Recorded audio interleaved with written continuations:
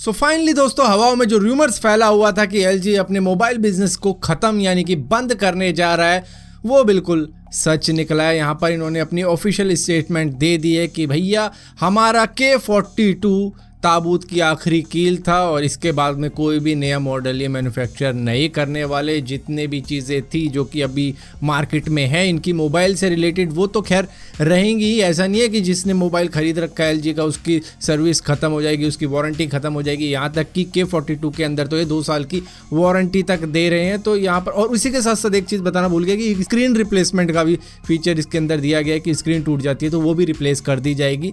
तो मतलब ये इनका आखिरी मॉडल था मोबाइल का। इन्होंने कह दिया tata bye bye goodbye, खत्म गया, ये कर दिया है इन्होंने। और यहाँ पर किया क्यों है, जिन भी लोगों के दिमाग में ये सवाल आ रहा है, तो भैया पिछले 6 सालों में इनका 4.5 बिलियन का लॉस हुआ है और इस वक्त में इनकी जो मोबाइल की मार्केट भी है वो भी सारी दुनिया के अंदर सिर्फ 1.7% की है, जो कि एक बहुत ही बुरी सिचुएशन है इनके लिए। तो यहाँ पर इन्होंने कहा है कि नया मोबाइल ये मैन्युफैक्चर नहीं करेंगे, ये काम करेंगे दूसरी चीज़ों के ऊपर, जैसे कि इलेक्ट्रिक व्हीकल के कंपोनेंट के ऊपर, कनेक्टेड डिवाइस के ऊपर, स्मार्ट होम के ऊपर, रोबोटिक्स के ऊपर, आर्टिफिशियल इंटेलिजेंस के ऊपर, 6G के ऊपर और फलाना ढिमकाना कई सारी चीज़ें हैं इनके फ्यूचर में, लेकिन मोबाइल नहीं है। और यहाँ पर दोस्तों जो भी लोग फेसबुक को यूज़ करते हैं उनका फ़ोन नंबर और पूरा नाम, लोकेशन और बर्थ डेट जो भी है और जो भी उनका मतलब डिटेल थी, बायोस जो भी डाल रखा था कि मैं एक सिंपल बॉय हूँ, सिंपल लड़की ढूंढ रहा हूँ, जिस तरीके की भी चीज़ें उन्होंने लिख रखी थी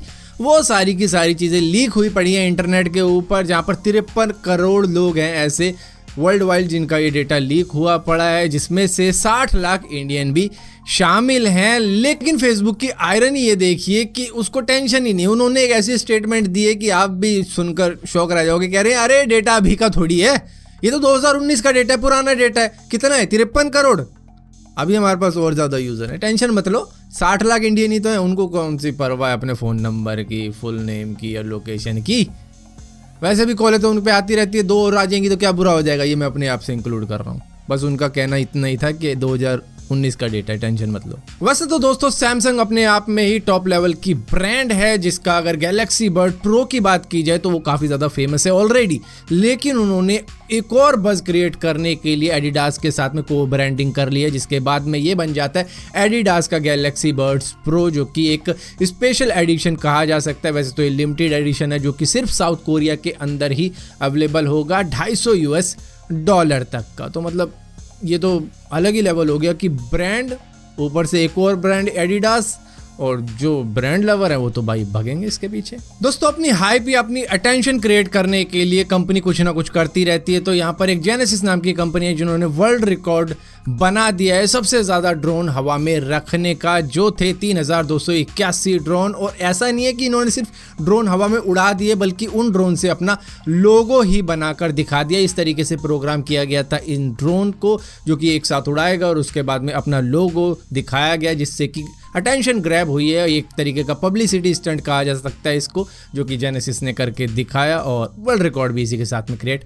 कर दिया। जब भी दोस्तों किसी जगह पर कोई क्राइम हो जाता है और वो क्राइम बहुत ही ज़्यादा सीरियस होता है, तो वहाँ पर फॉरेंसिक साइंस वाले आते हैं डीएनए कलेक्ट करने के लिए कि भैया कौन कौन यहाँ पर मौजूद था, जिसके बाद में वो उस डीएनए से ढूंढ निकालते हैं कि मांजरा क्या था। तो यहाँ पर Queen Mary University of London के साइंटिस्ट ने एक नया तरीका ढूंढ लिया है डीएनए कलेक्ट करने का, कि मान लो अगर सरफेस पे कोई डीएनए नहीं मिला तो वो हवा से भी डीएनए को कलेक्ट कर सकते हैं। जैसे कि कोविड-19 होता है या फिर इसी तरीके के दूसरे वायरसेस मौजूद होते हैं, तो उससे भी क्राइम को सॉल्व किया जा सकता है। इसको एनवायरमेंटल डीएनए भी कहा जा सकता है, जहाँ पर ये एक पेरिस्टैटिक पंप का यूज़ करते हैं और इसी के साथ साथ एक प्रेशर फिल्टर उसके अंदर होता है, जिससे कि ये हवा में फैले जो भी स्मेल होती है या फिर वायरसेस होते हैं उनको कलेक्ट कर लेते हैं और वहाँ से निकाल लेते हैं उस बंदे का डीएनए जो भी उस जगह पर था। जैसे कि मान लो एक बंद कमरे में एक आदमी काफ़ी देर तक बैठा रहता है, तो उसकी जो स्मेल है वो एनवायरनमेंट में थोड़ी देर तक रहती है, तो उस तरीके से ये डीएनए भी कलेक्ट कर सकते हैं। क्योंकि इन्होंने एक चूहे के साथ में किया था और 20 मिनट के अंदर ही उसका डीएनए इन्होंने हवा में से ही निकाल लिया था, जो कि एक्सपेरिमेंट अब ये इंसानों पर भी कर सकते हैं। दोस्तों अगर मैं आपसे पूछूं दुनिया की सबसे एक्सपेंसिव बिकने वाली गेम कौन सी है, तो आप कंफ्यूज हो जाओगे, सोचने लगोगे कि ये हो सकती है, वो हो सकती है, या फिर 7-8 हज़ार की कोई गेम बता दोगे, लेकिन ऐसा नहीं है। दरअसल नेस कंसोल की सुपर मारियो ब्रोस दुनिया की अब सबसे एक्सपेंसिव गेम बन चुकी है, जो 6,60,000 US डॉलर में बिकी है हेरिटेज ऑक्शन के अंदर। दरअसल ये 1986 का एक कार्टेज था, सिर्फ कार्टेज था गेम का, जो कि मिंट कंडीशन में था, मतलब कि अनटच कंडीशन थी और बहुत ही संभाल कर रखा था जिस भी बंदे ने 1986 के अंदर खरीदा था। और तब से लेकर संभाल के रखने का फ़ायदा उसे अब मिला कि ये सीधा 6,60,000 US डॉलर के अंदर बिक गई है एक ऑक्शन में। और ऐसा नहीं है कि गेम के राइट बिक गए हैं, वो सिर्फ कार्टेज बिकी है, एक कैसेट जो होता है जो कि नेस कंसोल के अंदर डाल के चलाया जाता है, वो बिका इतना महंगा।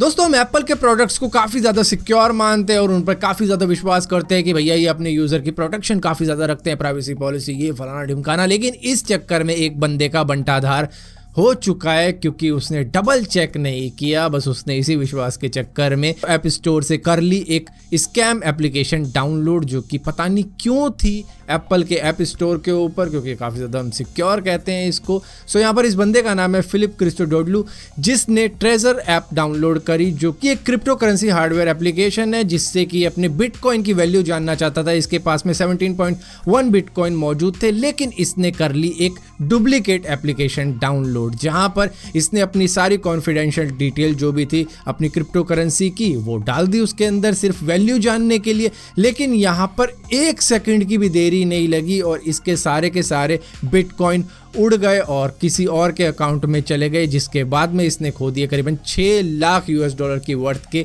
वो बिटकॉइन, जो कि इसने कई सालों से संभाल कर रखे थे। और इसने एक झटके में अपने 6 लाख US डॉलर गवा डाले, सिर्फ विश्वास के ऊपर कि एप्पल स्टोर के ऊपर डुप्लीकेट एप्लीकेशन मिल ही नहीं सकती।